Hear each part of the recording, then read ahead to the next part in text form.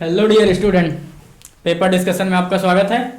आपने पेपर दिया होगा फोटोसिंथेसिस इन हायर प्लांट्स। तो एक एक क्वेश्चन देखते हैं हम लोग, एनसीईआरटी से रिलेटेड है पूरा पेपर। बहुत प्रैक्टिस करने के लिए इनफ मोर देन सफिशिएंट है और आप लोग प्रैक्टिस करते रहिए। ऐसे ही नीट में आएगा एकदम 360 आउट ऑफ 360। तो हम लोग देखते हैं एक एक चीज़ें, जो भी नहीं होगा वो आप एनसीईआरटी में पॉइंट कर लेना, ठीक।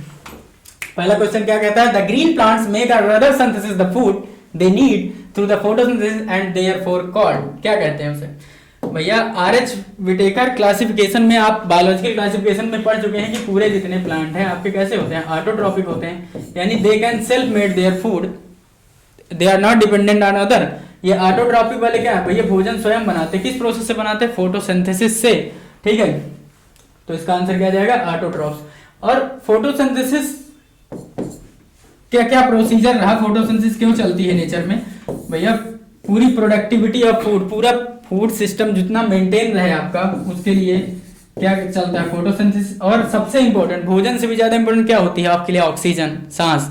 आप भोजन के बिना तो 5 से 6 दिन जीवित रह सकते हैं, लेकिन ऑक्सीजन के बिना कुछ मिनट, चंद मिनट तक आपकी सांसें चलेंगी। इसलिए liberation of oxygen the most important function of the photosynthesis also due to this process. तो ऑटोट्रॉपिक जो भोजन स्वयं बना लेते हैं ऑटोट्रॉपिक होते हैं। Heterotrophic that depend on photosynthesis, या we can say that directly या इनडायरेक्टली। जो हेटेरोट्रॉपिक होते हैं वो डायरेक्टली प्लांट पे डिपेंड होंगे, जैसे हर्बीवोर्स हैं, और जो नॉन हर्बीवोर्स हैं लाइक कार्निवोर्स, ओमनीवोर्स, ये सब क्या है? उनके प्रोडक्ट पे डिपेंड है, तो ये इनडायरेक्टली डिपेंड है। लेकिन हेटेरोट्रॉप, सेप्रोट्रॉप किसे कहते हैं? जो डेड एंड डिकेइंग मैटर पे डिपेंड रहते हैं, जैसे स्लाइम मोल्ड वगैरह, वो होते हैं सेप्रोट्रॉप्स, ठीक है। आगे बढ़िए। नेक्स्ट क्वेश्चन क्या कह रहा है, read the following statements choose the correct option. देखिए यहाँ पे पढ़िए, करेक्ट इनकरेक्ट हमेशा ध्यान दिया करिए, यही सब चीजें गलती कराती है आपको एग्जाम में। करेक्ट आपको बताना है, ठीक है। तो कह रहा है the autotrophic nutrition found only in plant. जैसे ही ओनली लगता है वैसे भी आपके कान खड़े हो जाते हैं, लेकिन इसमें सही में गलत है। Autotrophic nutrition not found only in plants, plant में पाया जाता है, आपको पढ़े सम यूग्लिनॉइड में भी पाया जाता है, और कुछ फोटोसिंथेटिक बैक्टीरिया, सम यूग्लिनॉइड लिख लो, एंड सम फोटोसिंथेटिक बैक्टीरिया जैसे कीमो ऑटोट्रॉपिक है। तो इसमें ये तो नहीं बोला कि स्पेशली फोटो हो या कीमो हो, कीमो ऑटोट्रॉपिक वो भी अपना भोजन बना लेते, कीमो ऑटोट्रॉपिक कहते हैं। इसीलिए जितने भी bacteria, Pseudomonas, Thiobacillus, nitrifying bacteria जितने आपने पढ़ा है, वो सब क्या होते हैं? कीमो ऑटोट्रॉप्स होते हैं। तो ये भी अपना भोजन बना लेते हैं, सम यूग्लिनॉइड भी बना लेते हैं। इसीलिए कहा गया कि ओनली प्लांट्स बनाते हैं, तो ये गलत हो गया है। All other organism that depend on the green plant for food are heterotroph. अभी बताया कि डायरेक्टली डिपेंड है या इनडायरेक्टली डिपेंड है, लेकिन डिपेंड तो ही है फूड किसके लिए? ग्रीन प्लांट पे ही डिपेंड होता है। जैसे ग्रीन प्लांट भैया अगर वो हर्बीवोर्स है, हर्बीवोर्स है तो डायरेक्टली खाएगा पौधों को, तो वो डायरेक्टली डिपेंड है। और जैसे हम लोग हैं ह्यूमन बीइंग या कार्निवोर्स जितने हैं आपके, ओमनीवोर्स, ये पौधे अब एनिमल को खाएंगे। अगर मान लीजिए जो ओमनीवोर्स है वो एनिमल को खाते हैं, तो एनिमल भी तो पौधा खा के जिंदा रहेगा यार। जो हर्बीवोर्स हैं और जो कार्निवोर्स हैं वो डायरेक्टली प्रेडेटर होते हैं। तो इसलिए सेकंड सही है, फर्स्ट गलत है। तो क्या first is incorrect and second is correct. Statement B right answer. Green plant carry out photosynthesis, सही है। Dash process by which they use light energy to drive the synthesis of organic compound. आप कक्षा 5 में पढ़ते हैं, class 5 में, photosynthesis के definition. What is photosynthesis? Photosynthesis is a physico-chemical process in which plant make their own food by the use of inorganic materials, carbon dioxide, water in presence of sunlight and chlorophyll, कहता है photosynthesis कहलाती है। तो वही कह रहा है कि फोटोसिंथेसिस कैसी प्रोसेस? तो भैया फिजिको केमिकल प्रोसेस है। क्या? Physico plus chemical. Physico chemical क्यों बोला? फिजिको एक्चुअली बहुत सारे physical process like diffusion of gases चलती रहती है, इसीलिए बोला गया भैया डिफ्यूजन ऑफ गैसेस होती है, इसीलिए कहते हैं फिजिको एंड केमिकल। बहुत सारे केमिकल प्रोसेसेस चलते हैं आपके ल्यूमेन में भी, जब आप डायरेक्ट रिएक्शन वगैरह पढ़ते हैं तो उससे डायरेक्ट रिलीज होता है, इसलिए इसको कहा गया कि फिजिको केमिकल प्रोसेस है। और इसमें ऑक्सीडेशन रिडक्शन भी होता है, इसलिए रिडॉक्स प्रोसेस भी है। हाँ, और ये कैसा है? एनाबोलिक है कि कैटाबोलिक है? तो आप बताएंगे इसमें सिंथेसिस हो रहा है ऑर्गेनिक कंपाउंड के, यानी चीजें बन रही हैं, इसीलिए कहते हैं इसे ये एनाबोलिक प्रोसेस है। कैसा? एनाबोलिक। और आपका रेस्पिरेशन कैसा है? कैटाबोलिक है। Actually metabolism equal to anabolism plus catabolism भी बताते हैं, एनाबोलिक प्रोसेस है। मेटाबॉलिज्म में दो चीजें आती हैं, metabolism equal to catabolism plus anabolism. तो जहां चीजें टूटती हैं उसे कैटाफोर breakdown of and anabolism for synthesis of something. तो जहां कुछ चीजें बने वो एनाबॉलिज्म है, और कैटाबॉलिज्म का मतलब टूटना। ये कंप्लीट पूरा metabolism. Metabolism sum total of chemical reaction occurring inside the body is called metabolism. अब देखिए कैटाबॉलिज्म जो होता है, अगर किसी की बॉडी कम बन गई यानी वीक है, यानी उसमें क्या रिएक्शन ज्यादा होगी, यानी उसमें catabolism is greater than anabolism. जैसे मैं, ठीक है, तो इन हम लोगों में क्या होता है भाई, शरीर दुबला पतला दिखाई देता है। क्यों? क्योंकि कैटाबॉलिज्म ज्यादा चल रही है, एनाबॉलिज्म कम, यानी सिंथेसिस कम हो रही है। और अगर इसमें एनाबॉलिज्म चलेगी ज्यादा और कैटाबॉलिज्म कम, तो वो हेल्दी होंगे, यानी यही प्रोसेस होता है। तो हमें चीजें ज्यादा बननी होती, बनाना होता है, तो कैटाबॉलिज्म मतलब सिंथेसिस होता है। तो हमारा फोटोसिंथेसिस कैसा है, एनाबॉलिज्म है, और रेस्पिरेशन कैसा है, कैटाबॉलिज्म। वहां चीजें टूट के ब्रेकडाउन होकर एनर्जी वगैरह रिलीज होती है, यहाँ बनती हैं। ये चीज याद रखना। तो फिजिको-केमिकल से रिडॉक्स भी है और एनाबॉलिज्म भी। और नेक्स्ट टाइम पूछ सकता है, for the process of photosynthesis all except one of the following item essential for point out the. देखिए what is the raw material for photosynthesis, वही कह रहा है रॉ मटेरियल फोटोसिंथेसिस के लिए क्या होता है। तो आप पढ़ते हैं what is raw material for photosynthesis. तो आपका carbon dioxide, water, sunlight HNU से रिप्रेजेंट करते हैं, सनलाइट एंड देन क्लोरोफिल। ये कैसे होते हैं, ये आपके रॉ मटेरियल हैं, ठीक है। फोटोसिंथेसिस तो कह रहा है कि point out the one exception, water and mineral use होता है, लाइट एंड क्लोरोफिल भी यूज होता है, carbon dioxide and optimum temperature ये भी यूज होता है, ऑक्सीजन नहीं यूज होता। इसमें ऑक्सीजन तो लिबरेट होता है, निकलता है। जैसे आप, अरे पूरा केमिकल रिएक्शन नहीं पढ़े हैं, जब आप पढ़ते हैं 6CO2 plus 6H2O in presence of HNU, यानी इन प्रेजेंस ऑफ सनलाइट, कभी कभी इसको HNU से रिप्रेजेंट किया रहता है, ठीक है, मतलब सनलाइट के बारे में कह रहे हैं। Sunlight in presence of chlorophyll, reaction क्या बनता है, आपका ग्लूकोज बनता है, C6H12O6 glucose plus 6 mole of oxygen release होती है, ठीक है, प्लस एनर्जी। तो ये क्या हुआ, देखिए क्या क्या लगा है, कार्बन डाइऑक्साइड लगा है, वाटर लगा है, और आपका सनलाइट प्लस क्लोरोफिल। लेकिन ऑक्सीजन तो बच्चा लिबरेट हुआ है, यहाँ निकला है। तो कह रहा है फोटोसिंथेसिस में क्या प्रोसेस में इन्वॉल्व होता है, वही पूछा एक्सेप्शन, मतलब एक्सेप्ट किसे छोड़कर, तो ऑक्सीजन और उससे छोड़कर, वो तो बनता है भैया। In an experiment of the two leaf variegated leaf and leaf that are partially covered with the black paper and the one that exposed to the light and testing these leaf for the what so that become clear that photosynthesis occur only in the green part of the leaf, ठीक है। देखिए experiment किया गया था, आपका variegated leaf लिया गया था। ये लीफ का एक्चुअली वेरीगेटेड लीफ का क्या मतलब होता है, जैसे ये लीफ है तो इसमें क्या दिखाया जाता है, सम पार्ट टोटली ग्रीन होगा और सम बीच के पोर्शन जो होते हैं येलो होते हैं। तो देखा गया कि ग्रीन पार्ट में ही फोटोसिंथेसिस हो रही है, ग्रीन पार्ट यानी chlorophyll is necessary for photosynthesis. ये वेरीगेटेड लीफ से प्रूव हुआ था। और एक एक्सपेरिमेंट हुआ था लीफ का, एक लीफ लिया गया था और उसे KOH में डिप कर दिया गया था, KOH में पोटेशियम हाइड्रोक्साइड में डिप कर दिया गया था, और उसमें हाफ पोर्शन ऊपर खुला था और आधा डिप कर दिया गया था। तो देखा गया the portion that was dip inside the KOH there is no synthesis of starch, वहां स्टार्च बन ही नहीं रहा। क्यों? क्योंकि अब स्टार्च अगर बनता तो उसको हम सोल्यूशन में पास करते हैं आयोडीन से, तो वो ब्लू ब्लैक कलर देता, और वहां ब्लू ब्लैक कलर दिया ही नहीं जहां पे KOH में प्रेजेंट था, और जबकि अदर वाले पोर्शन में दिया, यानी वहां स्टार की सिंथेसिस हुई और इस पे नहीं हुई। और यहाँ पे जो ग्रीन वाले पोर्शन पे है सनलाइट के प्रेजेंस में, वहां पे आपका स्टार्च बनेगा, और जहां पे नहीं है वहां नहीं बनेगा। तो यही बताया कि ये दोनों एक्सपेरिमेंट्स हमें ये प्रूफ होता है कि क्या बनता है।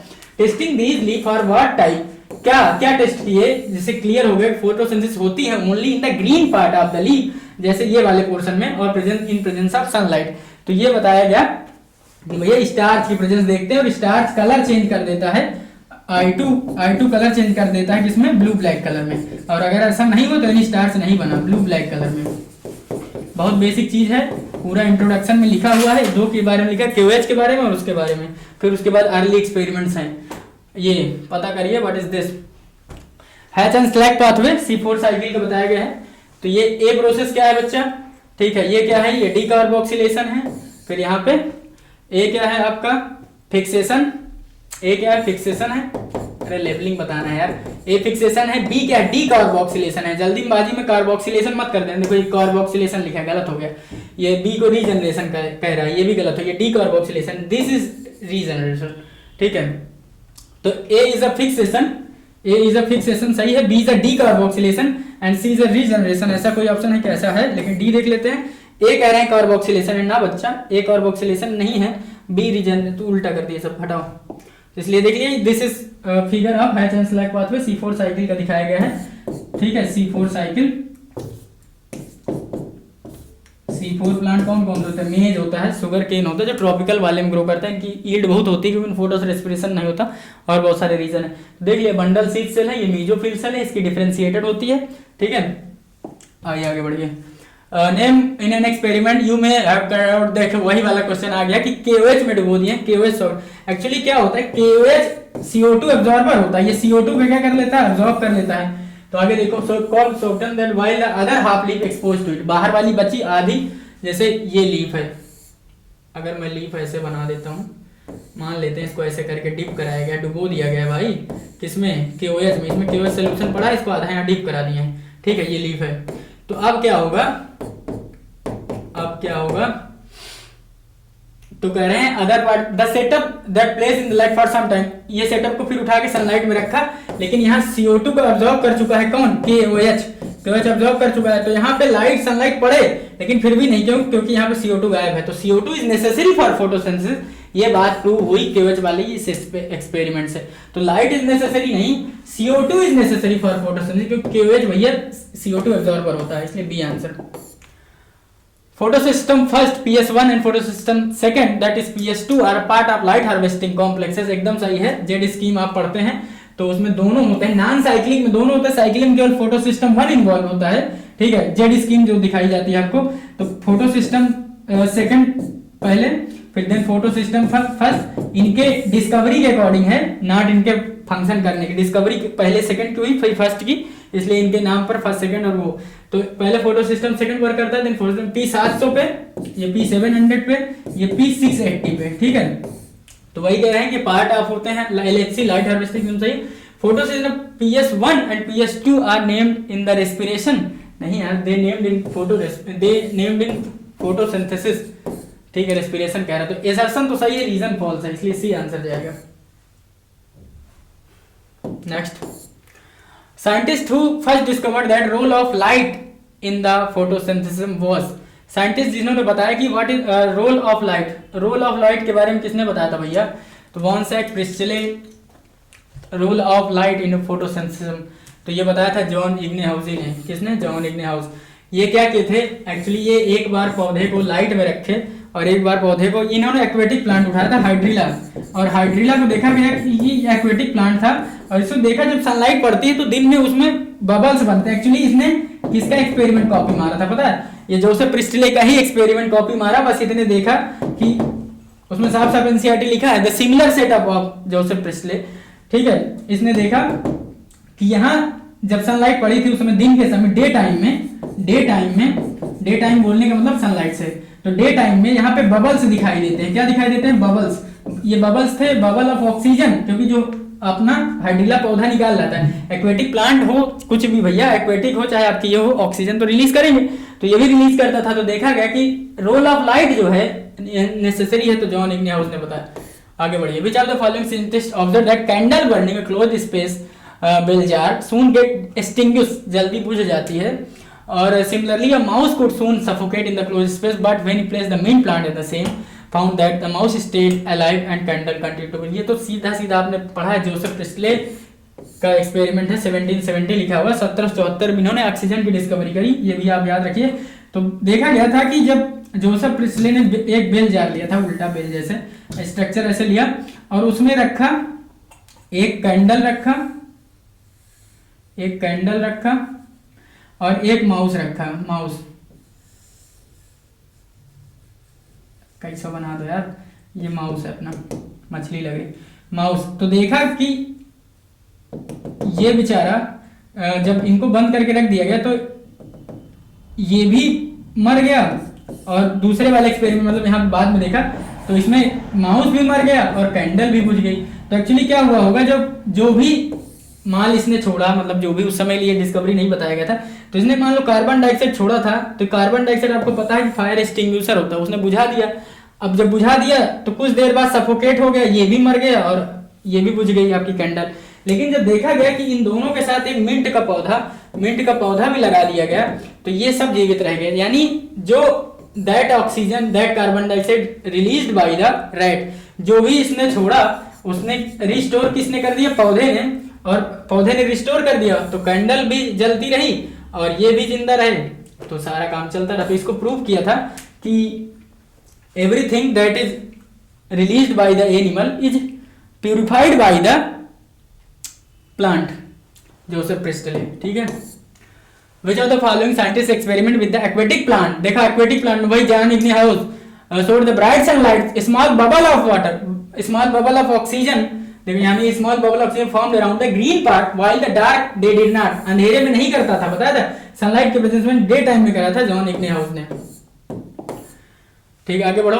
ही found a series of action that revealed that essential role of air in the growth of the green plant and discovered oxygen 1774, Joseph Priestley की बात चल रही है, इन्होंने ऑक्सीजन की डिस्कवरी 1774 में की। अब क्या मतलब ऑक्सीजन ढूंढ के थोड़ी लाया था भाई, इससे पहले ऑक्सीजन नहीं हुआ करती थी, होती थी डिस्कवरी, मतलब इन्होंने बताया होगा उसके बारे में 1774 में, इसलिए तो जोसेफ प्रिस्टले आंसर जाएंगे। Photosynthesis is a primary source of all food on earth, बताया था अभी कि फूड की कंटिन्यूटी बनाए रखने के लिए और ऑक्सीजन लिबरेशन के लिए फोटोसिंथेसिस बेहद जरूरी है। It is also responsible for release of oxygen, yes it is also for release of oxygen in the atmosphere bye the green plant. पौधे नहीं हो तो मनुष्य या एनिमल का अस्तित्व ही नहीं है, इसीलिए कहते हैं सेव ट्री सेव लाइफ। इसलिए गवर्नमेंट भी बहुत ज़्यादा एक्टिव है इस पे, और होना भी चाहिए। इंडिविजुअल नागरिक की भी जिम्मेदारी बनती है कि अब पौधे लगाइए, पौधों को स्वच्छ रखिए, काटिए मत, ठीक है। Make your environment clean and green for a better livelihood. Carbohydrate the most abundant biomolecule on the earth were produced by the, कौन बनाता है कार्बोहाइड्रेट को, तो all bacteria not fungi bacteria and green plant own cell, fungi भी करते हैं, ठीक है, सम बैक्टीरिया, ठीक है, कुछ बैक्टीरिया, अलगी, ठीक है, ग्रीन प्लांट से, ये बेटर ऑप्शन है, वायरस नहीं हटाओ, तो इसलिए some bacteria and algae and green plant. Which of the following scientists found that green part in the plant is where glucose is made and the glucose is usually store as starch। मैंने पढ़ाया था आपको किसमें, hydroponics की technique जब बताई थी, hydroponics किसने दिया था, जूलियन वॉन सच्ची, 1860 में हाइड्रोपोनिक्स दिया था, और इससे पहले इन्होंने काम किया था इस पे, क्योंकि इसकी डेट पहले देख लेना। जूलियन वॉन सैक्स यही बंदा है जो स्टार्च के बारे में बताया कि प्लांट स्टोर करता है एज ए स्टार्च। देखो सिंथेसिस होती है एज ए ग्लूकोज, लिखा है क्या, मेड देखो लिखा glucose is made at that glucose तरह बनता है, स्टोर होता है स्टार्च की तरह और ट्रांसफर होता है सुक्रोज की तरह, ठीक है। तो ये याद रखना, formed plant form organic matter in the form of glucose, transport in the form of sucrose and store in the form of starch. तीनों कंडीशन याद रखिएगा। ऑस्मोटिक कंसंट्रेशन और रिएक्टिविटी की वजह से वो ग्लूकोज की तरह स्टोर नहीं कर सकते ना ट्रांसफर कर सकते हैं। Which of the following scientist use of the Cladophora for experiment. Cladophora किसने उठाया था, तो क्लाइडोफोरा बैक्टीरिया थी, इसको उठाया था TW, Cladophora green, actually Cladophora green algae थी, तो इसको उठाया था TW एंगलमैन ने, ठीक है। लाइन स्पेक्ट्रा के आपको बताने के लिए बताया था कि भैया जहाँ पे बैक्टीरिया बहुत सारे दिखेंगे, यानी ब्लू रीजन पे, ब्लू और रेड रीजन पे बैक्टीरिया का झुंड दिखाई दिया, तो यानी उसके लिए अब्जॉर्प्शन स्पेक्ट्रम मैक्सिमम होगा ब्लू और रेड लाइट पे, इसलिए TW Engelmann. All living form on the earth depend on sunlight, बिल्कुल सही बात है। भोजन और ऑक्सीजन दोनों के लिए जीवित डिपेंड है हम लोग, किस पे, एनर्जी पे, सनलाइट पे। क्यों, क्योंकि फोटोसिंथेसिस नहीं होगी। Use of energy from sunlight by the plant during photosynthesis is a basis of all life. Yes yes yes, यही कारण है। तो यही बताया था ना कि क्यों लिविंग डिपेंड है सनलाइट पे, क्यों, क्योंकि अगर सनलाइट नहीं होगी तो फोटोसिंथेसिस नहीं होगी, फोटोसिंथेसिस नहीं होगी तो हम लोग जिंदा नहीं रहेंगे, हम लोग जिंदा नहीं रहेंगे तो कोई मतलब नहीं, यानी लिविंग जितना है वो सब फोटोसिंथेसिस इस पे डिपेंड है। तो use of energy from sunlight plant during photosynthesis is a basis of life, यही रीजन है, यानी because why living organism depend on the energy of sunlight, because use of energy photosynthesis को drive करती है। Assertion भी सही, reason भी सही, बिकॉज लगा के आंसर पढ़ो, अगर मिल जाया करे तो ए लगाओ।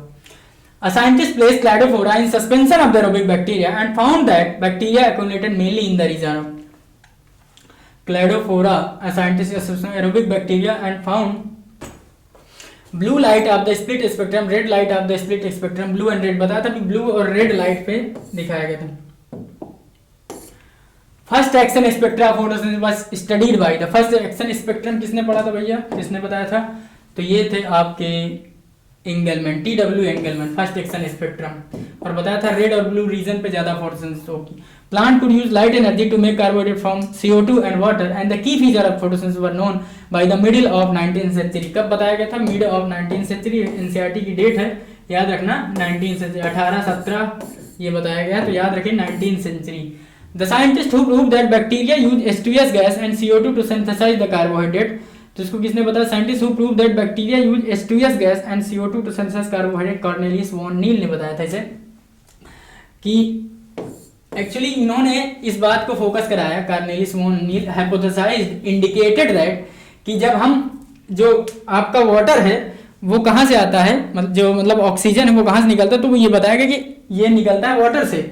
पहले ये माना जाता था कि ऑक्सीजन का रिलीज कहाँ से होता है, जैसे हम लोग रिएक्शन देखते हैं 6CO2 प्लस 6H2O मिलके सनलाइट और क्लोरोफिल के प्रेजेंस में क्या देता है, ये रिएक्शन ग्लूकोज देता है और आपका ऑक्सीजन देता है। तो कहा गया था कि ये ऑक्सीजन जो है, ये ऑक्सीजन कहाँ से आती है, यहाँ भी ऑक्सीजन, भाई ये स्प्लिट करके कार्बन डाइऑक्साइड दे रहा है कि वाटर दे रहा है, ठीक है। तो इसके बारे में सजेस्ट कर दिया था कॉर्नेलियस वॉन नील ने, लेकिन इसका verification, experimental verification given by Ruben and Kamen, radio isotope technique की हेल्प से रूबेन एंड कॉमन ने बताया कि भैया liberation of oxygen is due to the release या due to photolysis of water, photolysis of water की वजह से ऑक्सीजन रिलीज होता है, ना कि कार्बन डाइऑक्साइड के रिडक्शन से। एक्चुअली कार्बन डाइऑक्साइड का रिडक्शन होता है, अभी इसीलिए तो बताया था कि रिडॉक्स प्रोसेस, क्यों? क्योंकि CO2 का रिडक्शन होता है और वाटर का ऑक्सीडेशन होता है ऑक्सीजन में। यहाँ पे इंक्रीज इन ऑक्सीडेशन नंबर, यहाँ डिक्रीज इन ऑक्सीडेशन नंबर निकालोगे तो आ जाएगा, ठीक है। ये रिडक्शन है, ये ऑक्सीडेशन प्रोसेस है, इसीलिए कंप्लीट फोटोसिंथेसिस रिडॉक्स प्रोसेस है, ऑक्सीडेशन रिडक्शन बहुत होता है। तो carbon dioxide reduced in organic compound that is glucose and water is oxidised in oxygen, ठीक है। तो ऑक्सीडेशन से, तो अब कैसे टेक्निक से पता किया था? तो इसके लिए पता किया था भैया इसने ऐसे कि इसको ऑक्सीजन के दो आइसोटोप हैं, मान लीजिए नॉर्मल वाला ऑक्सीजन तो 16 है और एक है 18 वाला। तो इन्होंने क्या किया कि वाटर में जो ऑक्सीजन था इसको O18 वाला कर दिया और इसको कर दिया 16। तो जब देखा गया कि जब ये बना तो इसमें जो C6H12 वो 6 था, उसमें 16 वाला ही था और ऑक्सीजन जो था वो 18 आइसोटोप का था। तो ये एक्सपेरिमेंटल वेरिफिकेशन हो गया कि ऑक्सीजन लिबरेट होता है वाटर से। ये एक्सपेरिमेंटल वेरिफिकेशन दिया था रूबेन एंड कॉमन ने, लेकिन यहाँ पे ऐसा नहीं पूछा है, उन्होंने बताया था कि H2S। अब देखो यहाँ H2O की जगह अगर मैं ऑक्सीजन की जगह यस ले लेता, क्या ले लेता, H2O की जगह जैसे आप मान लो H2S ले लेते, तो H2S ले लेते तो यहाँ पे आपका क्या मिलता, यहाँ पे ये ये नहीं रिलीज होता, ठीक है, ठीक है। तो इसलिए कहा गया कि ये वेरिफिकेशन दिया था इन्होंने। Which scientist was working at the purple and green bacteria demonstrated that photosynthesis is essentially light dependent reaction in which hydrogen from a suitable oxidation compound reduced to carbon dioxide to form carbohydrate। Carbohydrate बनाने की विधि के बारे में बताया था आपके Julian von सैक्स, कहाँ लिखे, Cornelius van Niel, Hill and Bendall, Jean Sebastian, Julius Robert Mayer. Scientist working purple and green sulphur bacteria पर किसने काम किया था, कॉर्नेलियस वॉन नील ने, और इन्होंने बताया था कि कैसे कैसे इसका डिकम्पोजिशन, ऑक्सीडेशन होता है। During photosynthesis the oxygen is a glucose come from water, water से आता है। इन्फ्रेड, देखो इन्फर्ड, अब इसने ये नहीं कहा कि एक्सपेरिमेंटल वेरिफिकेशन किसने दे के बताया, तो रूबेन एंड कॉमन ने दिया था, लेकिन बताया था इन्हीं से शुरुआत किसने करी थी, तो शुरुआत करी थी कॉर्नेलियस वॉन नील ने, जबकि एक्सपेरिमेंटेशन का वेरिफिकेशन दिया था रूबेन एंड कॉमन ने by radio isotope technique. Oxygen के 16 और 18 आइसोटोप उठाया था, 18 रेडियो आइसोटोप उठाया था। Thylakoid present in the chloroplast contain a cellular organelle in which there is a occur a light reaction. The organelle is called grena। Grana में क्या होता है, आपके मेम्ब्रेनस पार्ट जो ग्रेना होता है उसमें सनलाइट, ये लाइट रिएक्शन यही कराने के लिए रिस्पॉन्सिबल होता है। स्ट्रोमा में क्या होता है, आपकी डार्क रिएक्शन चलती है, यानी एक्चुअली जो सिंथेसिस होगा शुगर का वो स्ट्रोमा में होगा, और ये लैमली होती है आपकी, जैसे आपने क्लोरोप्लास्ट के ये स्ट्रक्चर देखा काट के देखा, तो यहाँ पे दिखाई देगा बहुत सारे पाइल्स, जैसे सिक्का देखते हैं आप, सिक्के के ऊपर ढेर लगाते जाइए, ठीक है, सिक्कों का ढेर बनाते जाइए। जैसे सिक्का रखिए, एक सिक्के, 5 के सिक्के एक दूसरे के ऊपर, तो ये सिक्के वाला स्ट्रक्चर है। ये है आपका पूरा ग्रेना, एक को ग्रेनम कहते हैं, पूरा मिला के grana. Grana is a plural word, granum is a singular word, ठीक है। इसको जो कनेक्ट करता है ये होता है आपका कनेक्टिंग वाला माल, ये होता है आपका बेचारा स्ट्रोमा लैमेली, स्ट्रोमा लैमेली, और ये होता है ग्रेना, ठीक है। ये ग्रेना है, ये स्ट्रोमा, स्ट्रोमा लैमेली पूरा क्या है सेलुलर स्ट्रोमा वाला पार्ट कट। तो ये देखना, ये डंडी जो कनेक्ट करती है ये कैसी है, स्ट्रोमा लैमेली है, ये ग्रेना है। तो यहाँ पे लाइट रिएक्शन होता है ग्रेना में। आगे बढ़ो। In the presence of photosynthesis the dark reaction name so because, भैया कहा गया था कि लाइट रिएक्शन और डार्क रिएक्शन का नाम डार्क रिएक्शन क्यों पड़ा। इसका मिस नंबर मत बनाइए कि डार्क रिएक्शन डार्क में होती है, अंधेरे में होती है, ऐसा कुछ नहीं।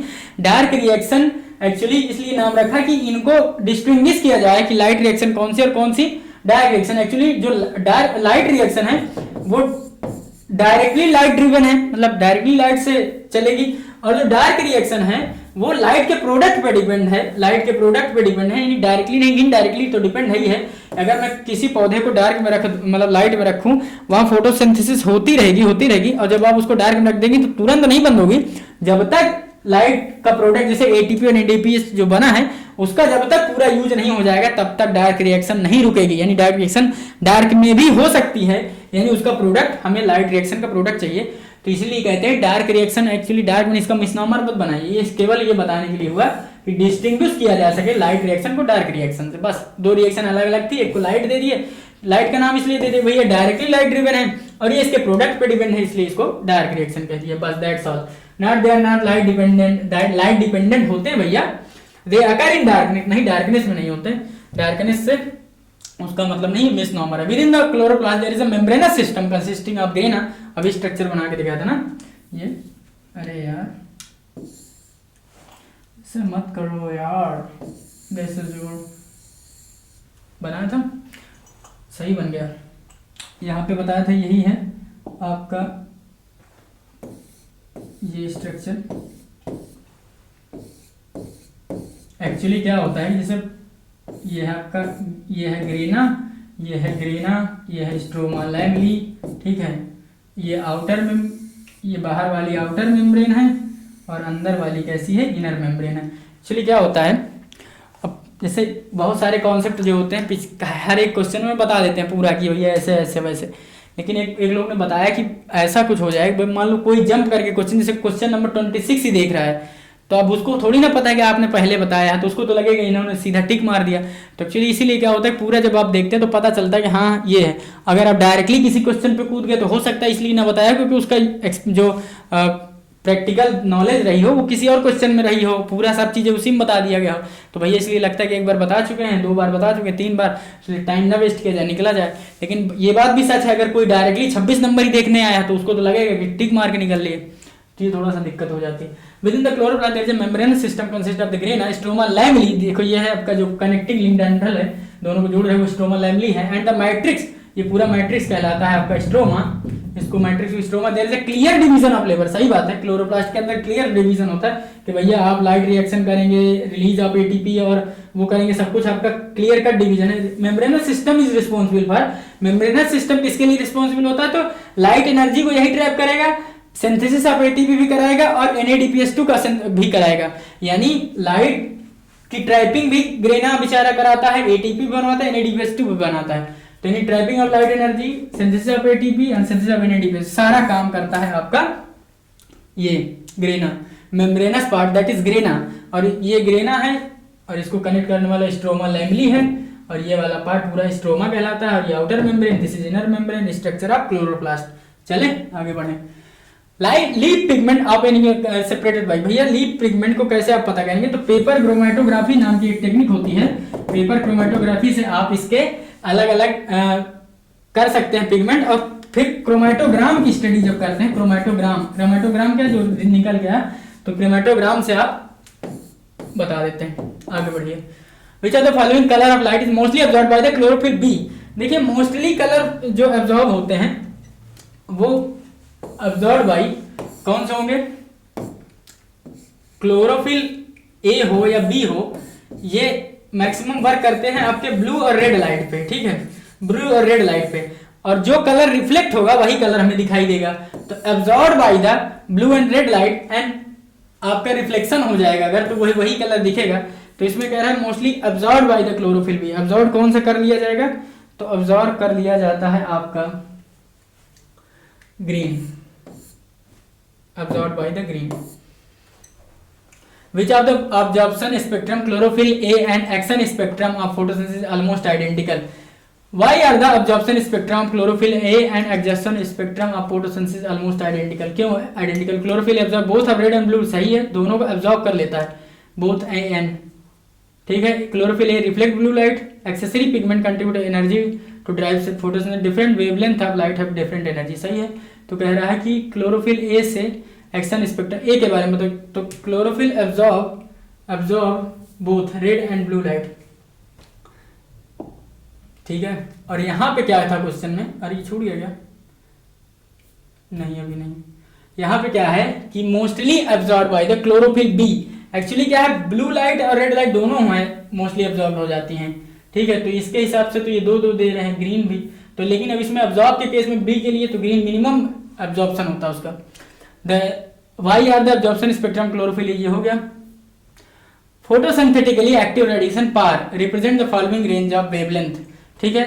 400 से 700 नैनोमीटर आपके पार है। फोटोसिंथेटिक एक्टिव रेडिएशन पार कितना होता है, 400 से 700 नैनोमीटर। ये the following wavelength are light most absorb during the photosynthesis is, कह रहा है कि मोस्टली वेवलेंथ, कौन से वेवलेंथ को एब्जॉर्ब करेगी फोटोसिंथेसिस के दौरान, 440 नैनोमीटर। एक्चुअली क्या होता है, लैम्डा रिप्रेजेंट करता है आपके एब्जॉर्प्शन को, और याद रखना लैम्डा और एनर्जी का इनवर्स रिलेशन होता है, यानी red light having maximum lambda maximum will less energy, ऐसा होता है। लैम्डा और एनर्जी का इनवर्स रिलेशन होगा।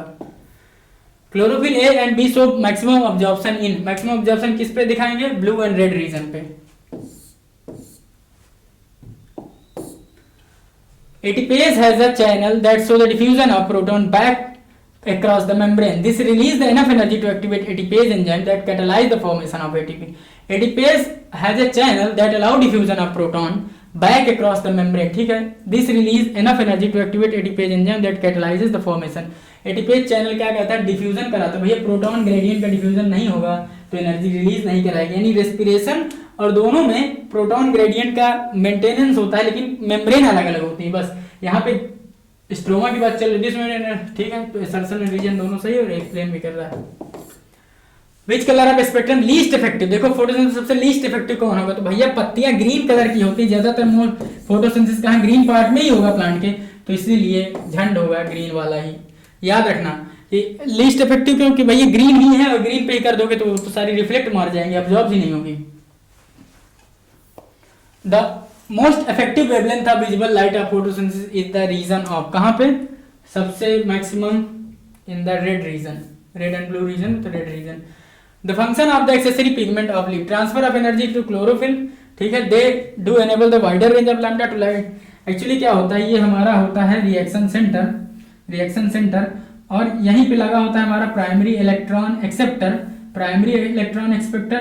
तो ये होता है आपका रिएक्शन सेंटर क्लोरोफिल ए से मिलके बना होता है, और इसके साथ साथ में बहुत सारे एक्सेसरी पिगमेंट लगे होते हैं, बहुत सारे एक्सेसरी पिगमेंट साथ में लगे होते हैं। क्यों, क्योंकि ये क्या करते हैं, बहुत सारा एनर्जी आ रहा है तो कहीं इसका फोटो ऑक्सीडेशन ना हो, जल के खराब ना हो जाए, तो फोटो ऑक्सीडेशन से बचाते हैं।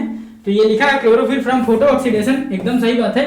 और ये इनेबल करते हैं वाइडर रेंज ऑफ वेवलेंथ, भैया जितना ज्यादा वेवलेंथ मिलेगी ये लोग पहले अपने ऊपर लेंगे, फिर इसको ट्रांसफर करते जाएंगे रिएक्शन सेंटर को।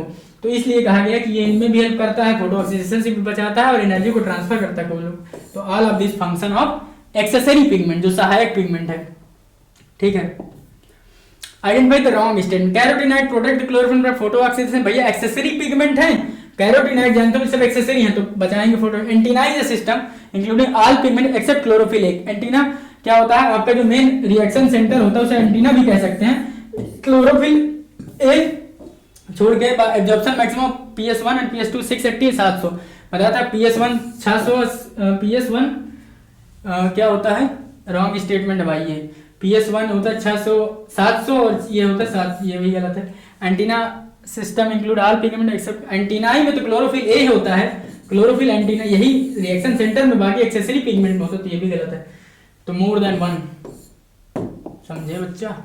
The pigment are organized into discrete photochemical light harvesting complexes consisting of light harvesting, light reaction and dark reaction, photosynthesis first and second, cyclic and non-cyclic. Pigment organized in discrete photochemical light harvesting complexes consist of light and dark reaction दोनों की photosynthesis first and second भी हो गए, यानी cyclic and non cyclic दोनों।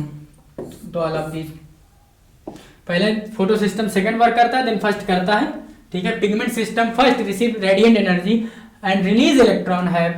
Pigment system first जो होता है वो कहता है अब्जॉर्ब करता है एनर्जी को और रिलीज करता है इलेक्ट्रॉन। क्लोरोफिल फर्स्ट के लिए तो P700 होता है भैया, तो पता है आपको P700, P680 कौन है, सेकंड वाला है। The process through which ATP formation mitochondrial chloroplast enzyme the photosynthesis known as, क्या कहते हैं भैया, इसने कहीं नहीं बताया कि हम सनलाइट का यूज करके बना रहे हैं, जबकि इसने कहा कि एटीपी को बनाया जा रहा है, कहा माइटोकॉन्ड्रिया में भी और क्लोरोप्लास्ट में, तो उसे क्या कहेंगे, तो फॉस्फोराइलेशन कहेंगे। एक दिन और बताया था कि phosphorylation is a formation of ATP, अगर स्पेशली सनलाइट होगी तो फोटोफॉस्फोराइलेशन कहलाएगा, ठीक है। तो यहाँ पे लाइट की कोई बात नहीं हुई, इसलिए फॉस्फोराइलेशन आंसर होगी। स्पेशली सनलाइट के प्रेजेंस में तो फोटोफॉस्फोराइलेशन होता है, इसलिए ये गलत हो गए। Process by which water is split during photosynthesis and essential for photolysis. देखो ब्रेक डाउन ऑफ वाटर क्या कहलाता है, ब्रेक डाउन ऑफ वाटर क्या कहलाता है, ट्वाइस H2O स्प्लिट करता है किस दो एलिमेंट का नाम बताइए, आपको मिनरल न्यूट्रिशन में पढ़ा है, मैंगनीज और क्लोराइड, मनकल मैंगनीज और क्लोराइड मिलके वाटर स्प्लिटिंग कराते हैं, 4H plus twice nascent oxygen प्राप्त होता है हमें फोटोलिसिस ऑफ वाटर से। एक्युमुलेशन ऑफ प्रोटॉन वगैरह के लिए रिस्पॉन्सिबल होता है, इसे कहते हैं फोटोलिसिस ऑफ वाटर। फोटोलिसिस दो एलिमेंट का ये नाम मत भूल जाना।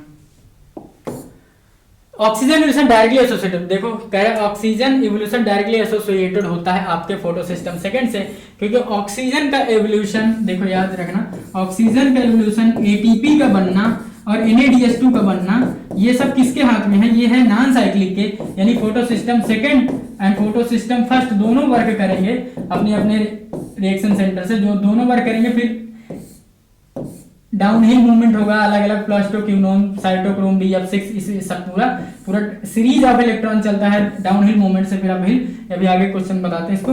तो फोटोसिस्टम सेकंड एंड फर्स्ट दोनों यूज होता है नॉन साइक्लिक में, इसलिए जेड स्कीम नॉन साइक्लिक कहलाती है, और इसी में ऑक्सीजन निकलती है, एटीपी बनता है NADH2। जो साइक्लिक में होता है, साइक्लिक में केवल PS1 इन्वॉल्व होता है, साइक्लिक में केवल PS1 इन्वॉल्व होता है, PS1 इन्वॉल्व होता है और सिर्फ इसमें क्या बनता है, एटीपी बनता है, ना ऑक्सीजन बनता है और ना ही अपना NADH2 बनता है। तो इसीलिए कहा गया कि फोटोसिस्टम सेकंड से है। Electron transport chain photosynthetic processes in the stroma of the chloroplast कहाँ होता है भैया, इन the stroma of the chloroplast. Dark reaction कहाँ चलती है, तो अभी बताया था कि अगर आपका ये क्या है, ये आउटर मेम्ब्रेन है और ये वाली अंदर इनर मेम्ब्रेन है, ये पूरा माल क्या है, स्ट्रोमा है, और स्ट्रोमा में ही चलती है डार्क रिएक्शन, ठीक है। स्ट्रोमा ऑफ द क्लोरोप्लास्ट एकदम सही, bound to thylakoid membrane. Thylakoid membrane के मेम्ब्रेनस पार्ट में लाइट रिएक्शन का काम चलता है, उसमें पूछा फोटोसिंथेटिक प्रोसेस इलेक्ट्रॉन ट्रांसपोर्ट के बारे में, ठीक है। First acceptor of electron from the excited chlorophyll molecule of photosystem first is, कौन सा होता है,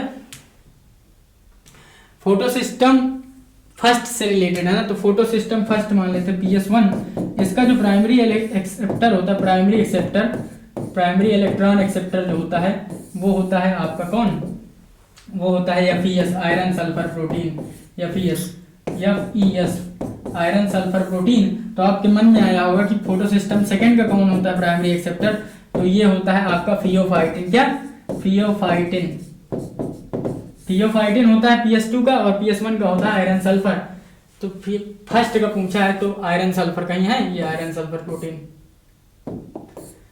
electron from excites the chlorophyll molecule of photosynthesis second are accepted first by the oxide. देखो फोटोसिंथेसिस सेकंड के लिए, तो अब सेकंड के लिए क्या होगा आपका क्यूनोन इज अ फर्स्ट साइटोक्विनोन यार, वही cyclic photophosphorylation is shown by both, ठीक है। साइक्लिक, अबे नॉन साइक्लिक इज, यहाँ पे non cyclic photophosphorylation shown by both PS1 and PS2 non cyclic बनाते हैं, तो इन्होंने साइक्लिक कह दिया, साइक्लिक केवल PS1 होता तो सही मान लेते।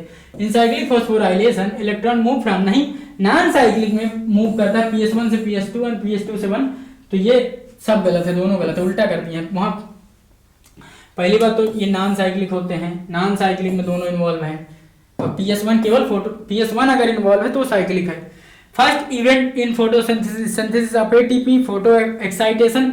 सबसे पहले क्या कराओगे बच्चा, पहले फोटो एक्साइटेशन करा लो, फिर उसके बाद आप डाउनहिल मूवमेंट कराओ इलेक्ट्रॉन उसका, तब ना बाद में फोटोलिसिस होगी, फिर रिलीज ऑफ ऑक्सीजन होगी, एटीपी वगैरह बनेगी। तो पहले क्या पूछा, फर्स्ट इवेंट, तो ये होगा photo excitation of chlorophyll and ejection of electron. Role of chlorophyll in photosynthesis, chlorophyll का क्या रोल है, absorption of CO2, absorption of light, absorption light and photochemical decomposition of water, दोनों का काम है भैया। तो इसमें जो है क्लोरोफिल के अंदर लाइट को तो ऑब्जॉर्व करता ही करता है और वाटर का डिकम्पोजिशन भी कराता है। In which of the following phase photolysis of water does take place in, किस पे होती है फोटोलिसिस ऑफ वाटर, तो बताया था लाइट रिएक्शन में फोटोलिसिस भी होती है, एनर्जी भी ड्रिवन होती है, सारा काम इसी का, एटीपी भी बनवाता है। Which of the photo system है all pigment except one molecule of chlorophyll A forming light harvesting complex स्कार, यही एंटीना ही बताया था अभी ना, एंटीना कहता है, antenna photosynthesis. Question number 51, in the photosystem second reaction center chlorophyll A specific wavelength of red light causing the electron to become excited from and jump into the orbit further from the atomic nucleus, the electron, these electron pick up the by electron acceptor, ठीक है, which passes through them electron transport system। जैसे आप जब देखते हैं Z scheme को, तो यहाँ आपका होता है रिएक्शन सेंटर, यहाँ पे आपका रिएक्शन सेंटर होता है, और ये होता है आपका primary electron acceptor, primary electron acceptor होता है, ये इसको भेजता है, और यहाँ पे होता है आपका मतलब reaction centre of PS1 P700 जिसे कहते हैं, यहाँ पहले सेकंड वर्क करेगा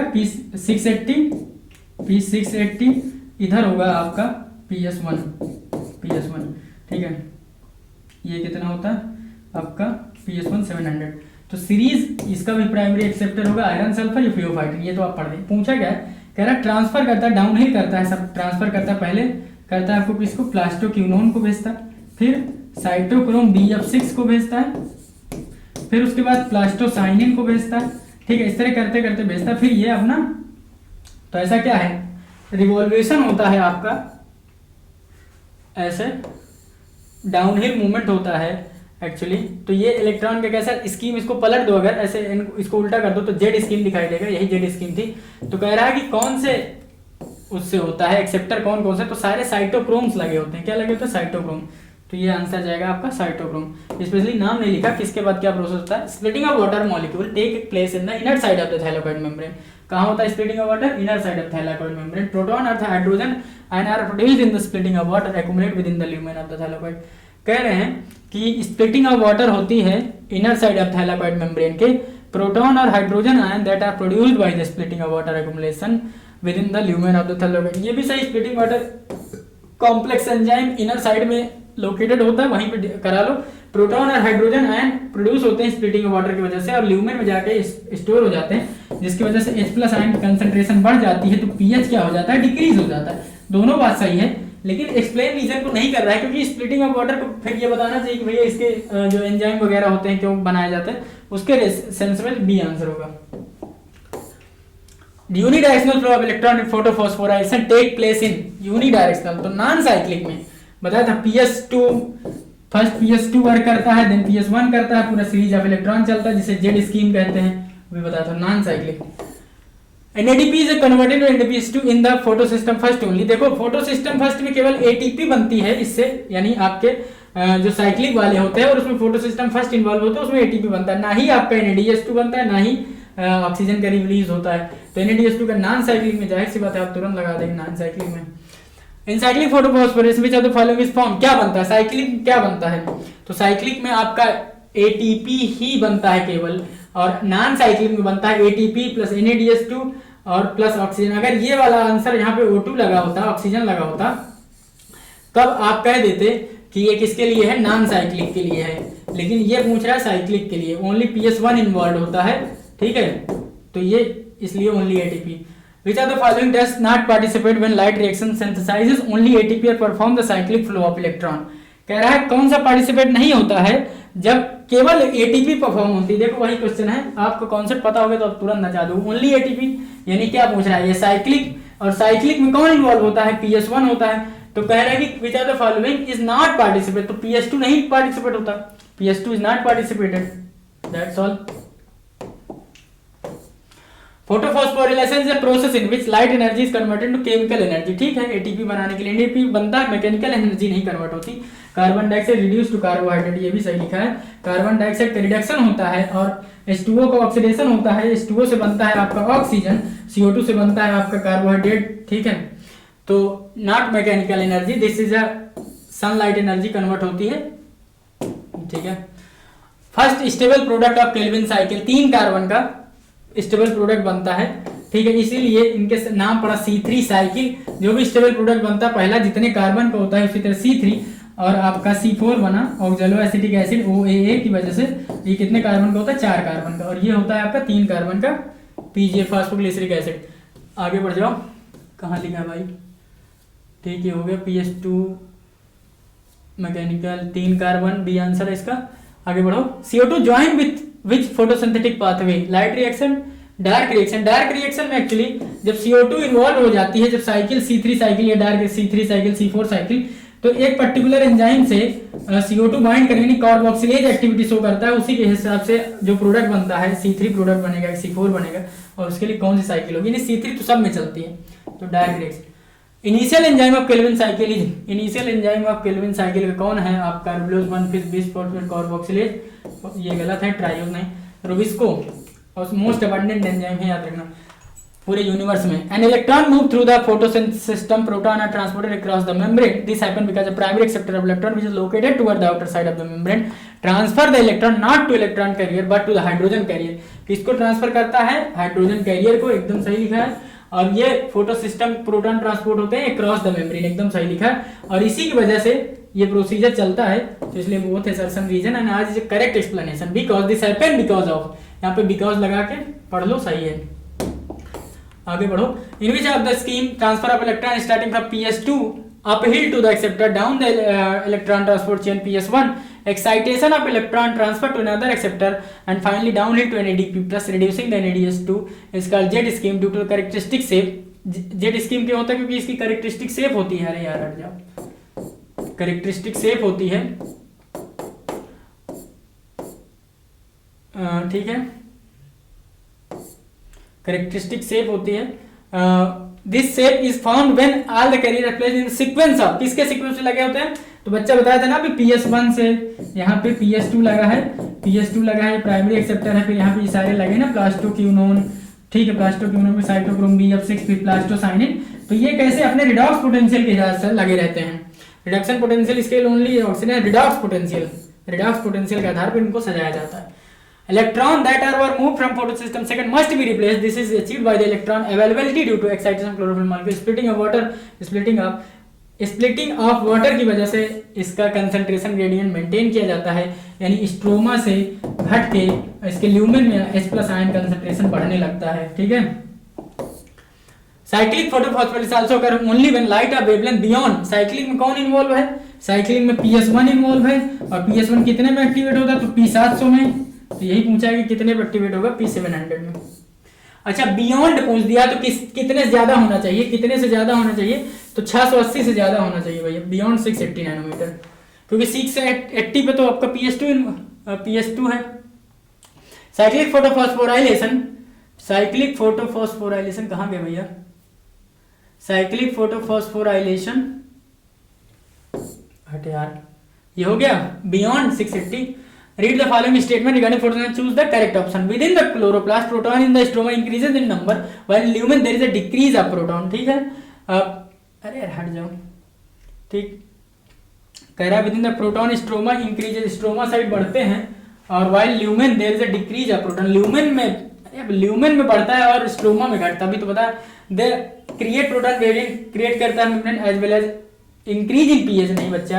जब H प्लस आयन कंसंट्रेशन बढ़ेगा, H प्लस बढ़ेगा, एसिडिटी बढ़ेगी, यानी पीएच घटेगा। बताया था पीएच स्केल में 14 होता है टोटल नंबरिंग, यहाँ से 1 2 लेके 14, 7 वाला न्यूट्रल होता है, और इधर से 1 से लेके 7 तरफ जाते हैं, तो आप बेसिक की तरफ बढ़ रहे हैं, न्यूट्रल से बेसिक की तरफ बढ़ रहे हैं। तो यानी जितना 1 2 3 होगा, यानी जितना कम पीएच होगा उतना ज्यादा एसिडिक कैरेक्टर होगा। और आपको पता है H प्लस एसिडिटी को बढ़ाता है तो पीएच को घटाता है, यहाँ इंक्रीज लिखा है, दोनों ऑप्शन गलत हैं। पहली बात तो स्ट्रोमा में कम होने लगते हैं और ल्यूमेन में बढ़ते हैं, वो गलत हो गया। और ये डिक्रीज करता है पीएच, तो बहुत स्टेटमेंट इनकरेक्ट है। ATP synthesis enzyme consist of CF0 and CF1 both are, दोनों लगे होते हैं भाई। एक्चुअली CF0 जो होता है ये इम्बेडेड होता है, धंसा होता है अंदर, और CF1 प्रोट्रूडेड होता है, बाहर लगा होता है। इसका कॉन्फ़िगरेशन चेंज होता है, उसी से एटीपी सिंथेसिस एंजाइम कहते हैं। Which are the following part of synthesis embedded in thylakoid. Thylakoid में कौन धंसा होता है, तो इम्बेडेड होता है आपका CF0 ओनली, क्योंकि CF1 जो है प्रोट्रूड होता है। The first CO2 fixation C4 में कौन सा होता है, OA oxalo acetic acid, 4 carbon, इसलिए इसको C4 कहते हैं। और ये C4 प्लांट कहाँ ज्यादातर ट्रॉपिकल रीजन में पाए जाते हैं, इनकी प्रोडक्टिविटी बेस्ट होती है। क्यों, क्योंकि पहली बात तो इनमें CO2 का लेवल कम चाहिए इनको करने के लिए, और दूसरी बात इनमें फोटोसिंथेसिस, फोटो रेस्पिरेशन नहीं पाया जाता। फोटो रेस्पिरेशन वेस्टफुल प्रोसेस है, जिसमें ये कार्बन डाइऑक्साइड को भी ले लेता है और कुछ एटीपी वगैरह कुछ बनाते नहीं, यानी अभी तक इसका कोई यूज ही नहीं पता चला कि भैया फोटो रेस्पिरेशन क्यों होता है। तो ट्रॉपिकल प्लांट जो होते हैं वो C4 प्लांट होते हैं, इनकी ईल्ड बेटर होती है। इसके एग्जांपल हैं आपके, याद रखना, शुगर केन, मेज, ये बहुत कॉमन एग्जांपल है, हर जगह मिल जाएंगे। शुगर केन, मेज, सोरघम, SHORGM सोरघम, तो याद रखना इनका। तो OA की वजह से in the process of Calvin cycle fixation एक कार्बन डाइऑक्साइड कितना लेती है, तो 2 NaDH2 चाहिए, 2 NaDH, 1 कार्बन डाइऑक्साइड फिक्सेशन के लिए 2 NaDH2 प्लस 3 ATP चाहिए, कितना, 2 NaDH2 3 ATP, यानी 6 के लिए कितना चाहिए, 6 कार्बन के, मतलब हमें करवाना, देखो बैलेंस रिएक्शन कितनी होती है फोटोसिंथेसिस में, 6 CO2 होती है। 6 कार्बन डाइऑक्साइड जब आपका ऑक्सीडाइज होगा, जब ये होगा फिक्सेशन होगा, मतलब 6 CO2 का फिक्सेशन होगा, तब एक मॉलिक्यूल का ग्लूकोज मिलेगा हमें, यानी 1 साइकिल चलानी तो 6 CO2 चाहिए। तो हमें कितना जरूरत पड़ेगी, अगर पूरा बैलेंस पूछे कि 1 मोल ग्लूकोज बनाने के लिए कितना NaDH2, तो 1 मोल के लिए कितना चाहिए, 2 चाहिए, तो 6 के लिए कितना चाहिए, 12 NaDH2 चाहिए, 12 NaDH2 चाहिए, और 3 ATP चाहिए, तो यानी 18 ATP चाहिए एक ग्लूकोज बनाने के लिए, 6 मोल फिक्सेशन के लिए। तो यहाँ पे 1 मोल का पूछा है तो 2 और 3 कर देना, 2 NaDH2 3 ATP। अगर 6 का पूछ लेता तो 12 NaDH2 18 ATP लगा देते, जिस हिसाब से क्वेश्चन उसी हिसाब से आंसर। 2 NaDH2 3 ATP, कॉन्सेप्ट समझे। अरे यार एक का याद रखो, 2 NaDH2 3, अब वहां तुम्हें पता है बैलेंस इक्वेशन में 6 कार्बन डाइऑक्साइड यूज होता है, तब हमारा एक ग्लूकोज बनता है, तो इसीलिए 12 18 का कॉन्सेप्ट याद रखना। How many of the molecule of water needed by the green plant to produce the molecule of हेक्सोडेट। 6 मॉलिक्यूल ऑफ कार्बन डाइऑक्साइड के लिए, 6 मॉलिक्यूल ऑफ कार्बन डाइऑक्साइड के लिए कितना जरूरी होता है मॉलिक्यूल, तो 12।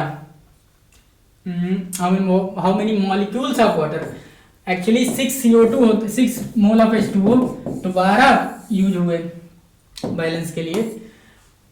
विच पेयर इज रॉन्ग, क्या रॉन्ग है,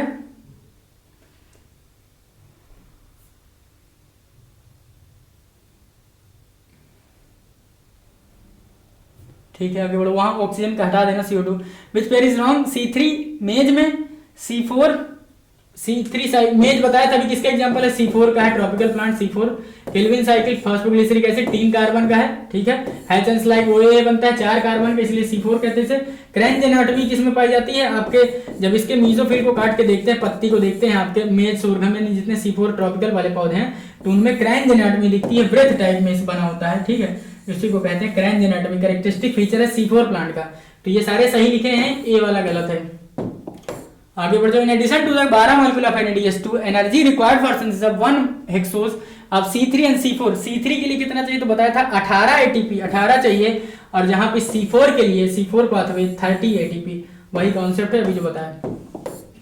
sugar cane plant 14 carbon dioxide fixed in malic acid in which enzyme that fix CO2 is, CO2 का फिक्सेशन होता है, CO का नहीं, कार्बन मोनोऑक्साइड नहीं। अरे यार हैंग कर गया। CO2 ribulose bisphosphate carboxylase phosphoenol pyruvic acid rubisco, rubisco के पास एक्चुअली क्या होता है, रुबिस्को नाम ही बता रहा है, रुबिलोज बिसफॉस्फेट कार्बोक्सिलेज ऑक्सीजनेज। इसमें कार्बन के साथ भी एफिनिटी पाई जाती है और ऑक्सीजन के साथ भी एफिनिटी पाई जाती है। इसका अबंडेंस मतलब इसकी मात्रा डिसाइड करेगी कौन ज्यादा इसको कौन इसी के साथ बाइंड करेगा, कार्बन और ऑक्सीजन के साथ। अगर हम दोनों को मात्रा बराबर कर दें, कार्बन और ऑक्सीजन दोनों को बराबर कर दें, सॉरी CO2 और ऑक्सीजन की मात्रा बराबर कर दें, तो ये CO2 को ज्यादा फेवर करेगा ऑक्सीजन से। लेकिन इसकी कंसंट्रेशन डिसाइड करेगी कि which one bind first. Rubisco में साफ साफ एनसीईआरटी में लिखा है, ठीक है। यही तो होता है C3 प्लांट में रुबिस्को ऑक्सीजनेज एक्टिविटी, ऑक्सीजन जाके बाइंड कर देता है तो ऑक्सीजनेज एक्टिविटी बढ़ा देता है और यील्ड घट जाती है, यही कारण है C3 का। और जबकि C4 में ऐसा होने नहीं पाता। तो रुबिस्को मोस्ट अबंडेंट, याद रखना, most abundant enzyme in the world, in the universe को मोस्ट अबंडेंट, यूनिवर्स पूरे यूनिवर्स में ये। और अगर एनिमल वर्ल्ड में पूछे कौन सा है, तो एनिमल वर्ल्ड में मोस्ट अबंडेंट है आपका कोलेजन, कोलेजन एनिमल वर्ल्ड में, और रुबिस्को एंजाइम यूनिवर्स में।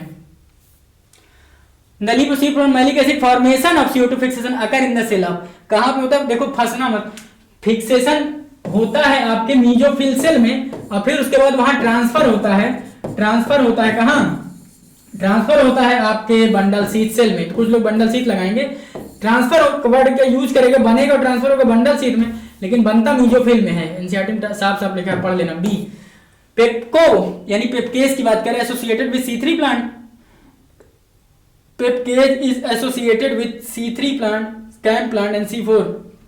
Actually PEPcase enzyme is responsible for CAM plant और C4 दोनों के लिए है, तो D answer. Assertion proton gradient is important because of the breakdown of this gradient led to release of energy, ठीक है। The gradient is broken due to movement of proton across the membrane into the stroma, to the stroma, ठीक है। कह रहे हैं proton gradient is important because breakdown of gradient lead to the release of energy. Proton gradient जरूरी है, क्यों? क्योंकि ये क्या करता है, लीड करता है एनर्जी को बनवाता है, ठीक। Gradient is broken down due to movement of proton across the membrane to the stroma, stroma से क्रॉस आके ल्यूमेन में आ जाती है और यही कारण है कि ये रिलीज कराता है, ठीक है। Tropical plant like sugar can show high effective CO2 fixation because of Hatch and Slack cycle, C4 cycle, ठीक है। ट्रॉपिकल प्लांट बताया था Hatch and Slack साइकिल पाई जाती है और आपके ये इनकी भैया ये ज्यादातर बेस्ट यील्ड पैदा करते हैं आपके Hatch and Slack C4 वाले। विच of the following is most abundant enzyme, देखो पूछ ही दिया मोस्ट अबंडेंट रुबिस्को। और अगर यही एनिमल वर्ल्ड में पूछता, एनिमल वर्ल्ड में बताइए मोस्ट अबंडेंट, तो कोलेजन लगाते आप।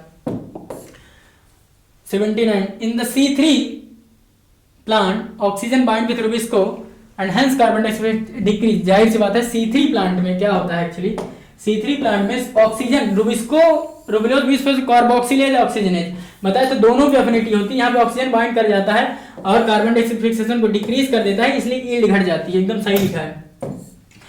Here the RUBP instead of being converted to molecule of PGA, photo respiration की बात चल रही है। Oxygen to form 1 molecule of phosphoglycerate and phosphoglycolate, सही लिखा है। 6 कार्बन नहीं बच्चा, 2 कार्बन के होते हैं ये। कितने?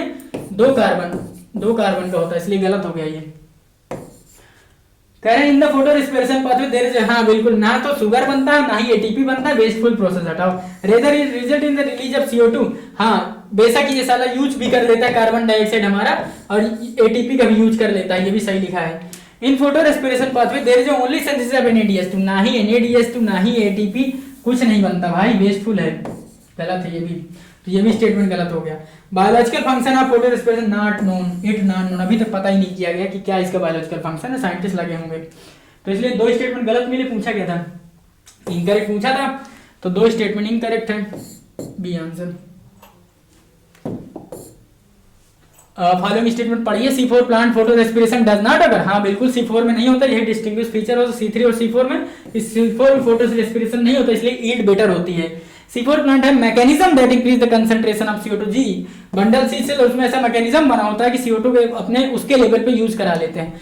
This takes place when C4 acid from the mesophyll is broken down to bundle sheath cell, देखा है बंडल शीथ में आ गए, release carbon, this result increase in the intracellular concentration of CO2 को बढ़ा देते हैं। Rubisco is function as a carboxylase minimising the oxygenase activity. Sir everything is correct, D answer हो गया।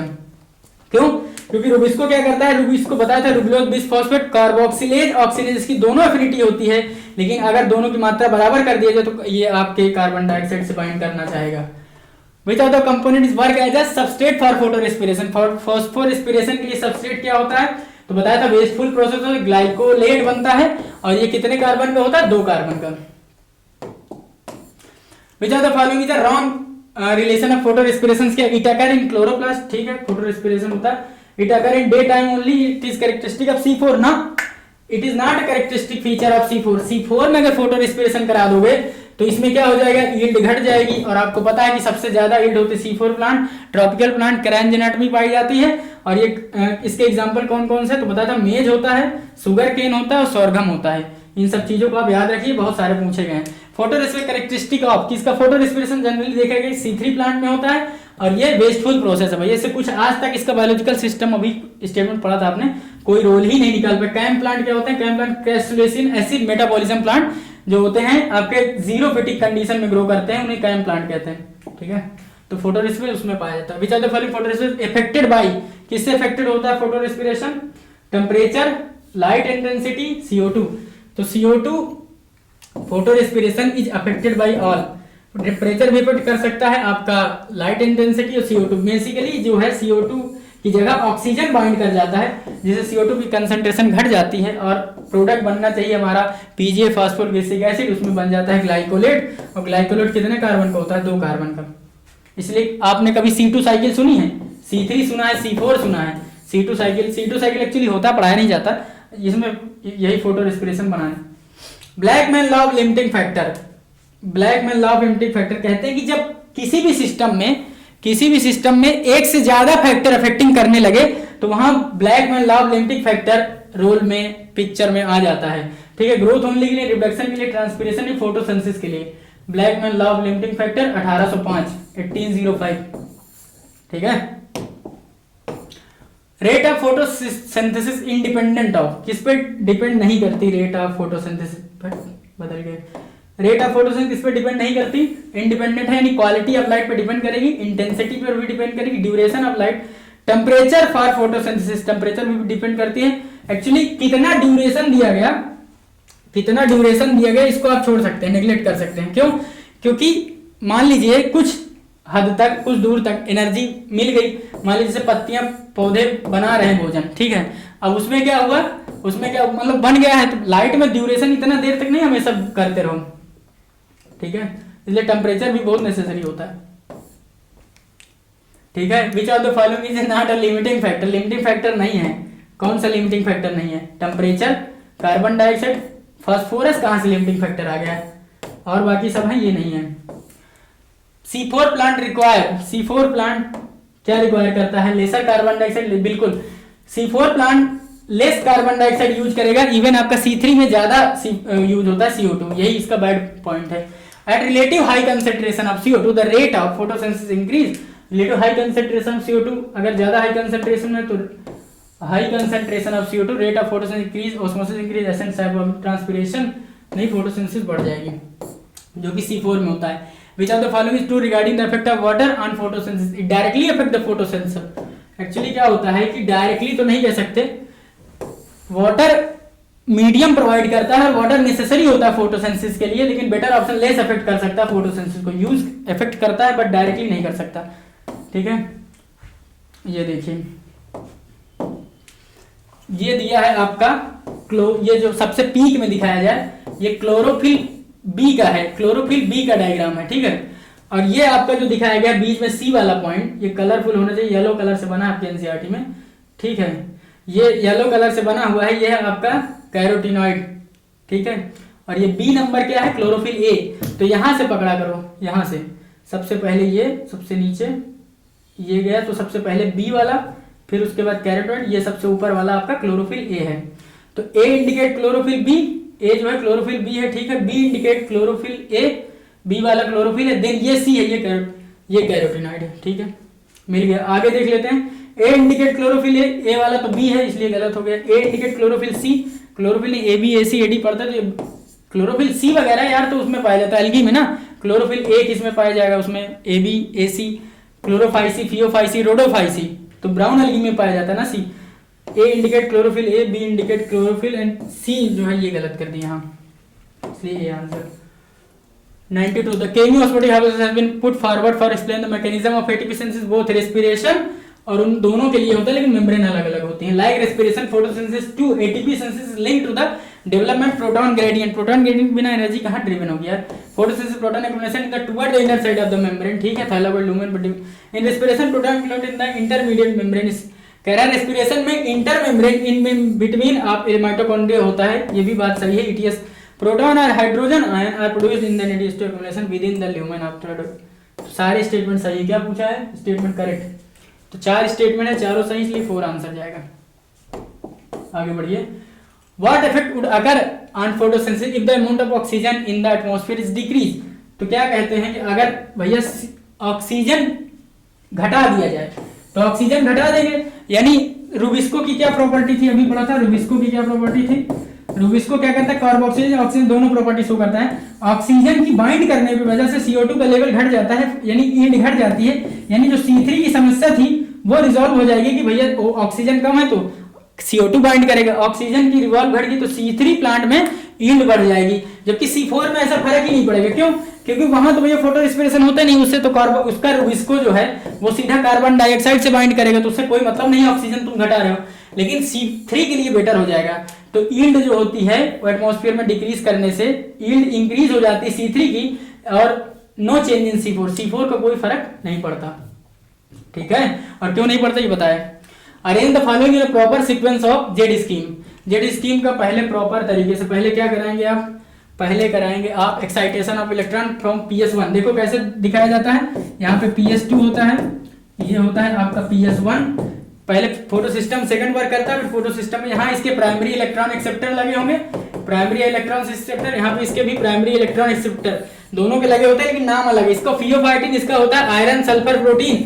फिर ये चेन ऑफ इलेक्ट्रॉन लगे होते हैं, पहले सबसे कौन, प्लास्टोक्यूनोन। प्लास्टोक्यूनोन देगा ट्रांसफर करेगा किसको, साइटोक्रोम Bf6 को।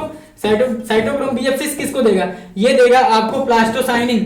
तो प्लास्टोक्यूनोन साइटोक्रोम Bf6 प्लास्टोसाइनिन, फिर ये ट्रांसफर करता है इसे। तो ये कैरेक्टरिस्टिक शेप किसका बन रहा है, ये ऐसे इसको उल्टा कर दो तो ये लगता है जेड, इसको सीधा करो, इसको सीधा करो तो ये ही जेड स्कीम है। तो कह रहा है सबसे पहले क्या करेंगे, तो पहले एक्साइटेशन करा लो। पहले एक्साइटेशन PS2 से, देखो साफ साफ लिखा है, पहले फोटो सिस्टम सेकंड वर्क करता है, यहाँ पे सेकंड वर्क लिखा है, तो ये हो गया।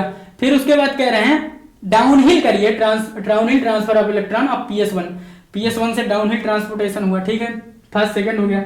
देन आप क्या करिए, uphill transfer of electron to acceptor, ये ठीक है, फर्स्ट सेकंड देन फोर्थ के बाद आपका हो जाएगा first second fourth then third का excitation of electron transfer to another acceptor, ठीक, ये फर्स्ट सेकंड फोर्थ यहाँ तक तो सही है। थर्ड 5वें नंबर पे है downhill transfer of electron NADP।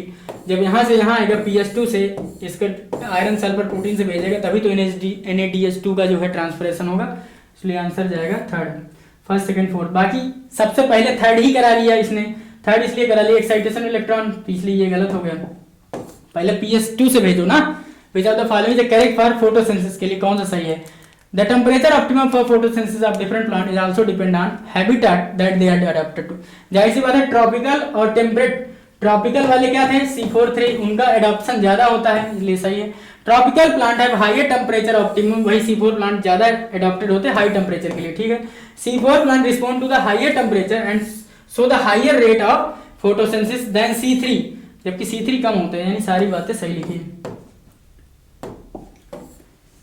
ये क्या है, carboxylation, reduction then regeneration. Carboxylation ए क्या है, ये आपको यहां से पूछा, पहले ये कार्बोक्सिलेशन है, फिर ये रिडक्शन है ए वाला, फिर ये रीजनरेशन है।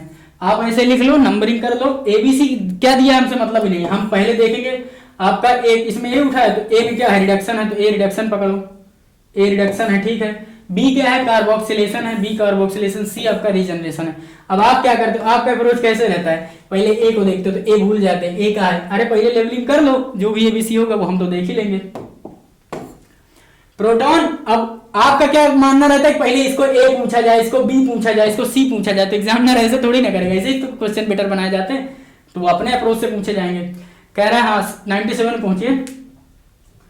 कह रहे हैं following statement is true regarding chemiosmotic hypothesis के बारे में क्या सही है। Proton hydrogen that are produced in the splitting water accumulate in the lumen. बताया था कि वाटर जब टूटता है तो स्ट्रोमा साइड से बहुत सारे H+ आयन कंसंट्रेशन ल्यूमेन में बढ़ जाते हैं, जिसकी वजह से pH क्या होता है, घट जाता है, ठीक है।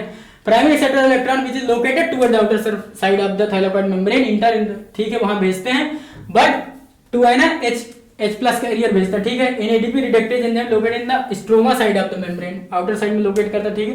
Proton are remove from the stroma by NADP, ठीक है। Due to the removal of proton by NADP within the chloroplast, proton in the stroma decreases, stroma में बाहर वाला जो माल है, स्ट्रोमा वहां से घटा, ल्यूमेन में बढ़ा। देखो ऐसा लिखा है क्या, स्ट्रोमा में डिक्रीज किया, ठीक है, वाइल ल्यूमेन में एक्युमुलेशन ऑफ प्रोटॉन इंक्रीज होता है। दिस क्रिएट प्रोटॉन ग्रेडियंट कर देता है।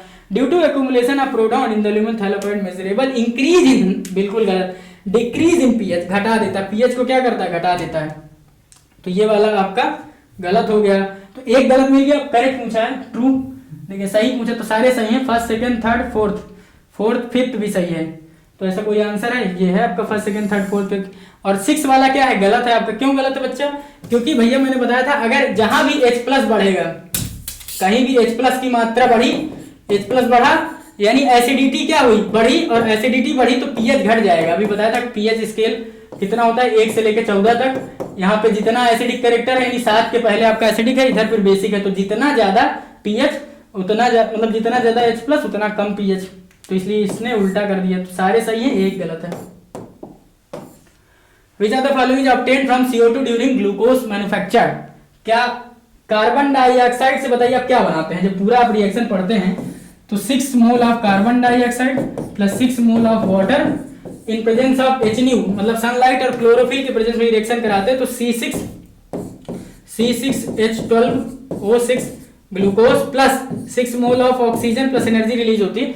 तो मैंने बताया था ये कार्बन डाइऑक्साइड से इसका रिडक्शन होता है, यानी इट रिड्यूस टू कार्बोहाइड्रेट, यानी जो ऑर्गेनिक माल है उससे रिड्यूस होता है, और वाटर जो होता है ये ऑक्सीडाइज होता है। इसीलिए ओवरऑल प्रोसेस कैसी थी, रिडॉक्स प्रोसेस थी आपकी फोटोसिंथेसिस, कैसी थी, रिडॉक्स प्रोसेस थी। तो इसलिए क्या होगा, इसका रिडक्शन से कार्बन प्रोडक्ट मिला। एक्चुअली ये कार्बोहाइड्रेट पूरा बोलना चाहिए लेकिन कार्बन से ही मिला है। चलो, during the photosynthesis when PGA is change into phosphoglyceraldehyde which of the following reaction अगर ऑक्सीडेशन, रिडक्शन, इलेक्ट्रोलिसिस, हाइड्रोलिसिस, क्या होती है जब फोटोसिंथेसिस पीजीए चेंज होता है। अब ये देखो ये सब लिखा है डार्क रिएक्शन क्या बनाते हो आप, बनाते हो आप जो आपका ऑर्गेनिक कंपाउंड है यानी ग्लूकोज वगैरह, और उसमें क्या होता है, रिडक्शन यूज होता है। अभी बताया था कि स्प्लिटिंग ऑफ वाटर से ऑक्सीडेशन होता है, और ऑक्सीडेशन से आपके ऑक्सीजन का इवोल्यूशन होता है, और यहाँ पे बनवा रहे हैं आप ऑर्गेनिक कंपाउंड तो वहां रिडक्शन होगा।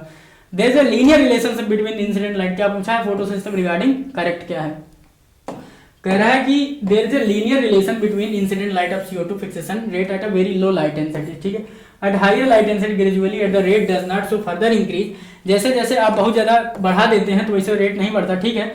Light saturation occur at 10% of the full sunlight, hence except for plant said dense, ठीक है। लाइट रियरली कभी कभी जो है लिमिटिंग फैक्टर होती है, ये बात सही है, हो जाता है लगभग। Increase in incident light beyond a point causes the breakdown of chlorophyll, जिसे कहते हैं फोटो ऑक्सीडेशन, और उससे क्या हो, यील्ड घट जाती है। When light intensity increase then first create photosynthesis increase then become a constant to CO2 and become limiting factor। सारी बातें सही है, सारी बातें पढ़ लेना पूरा एकदम। एनसीईआरटी में एक चीज लिखा है, बार बार रिपीट हो गया, ये सारी चीजें बताए।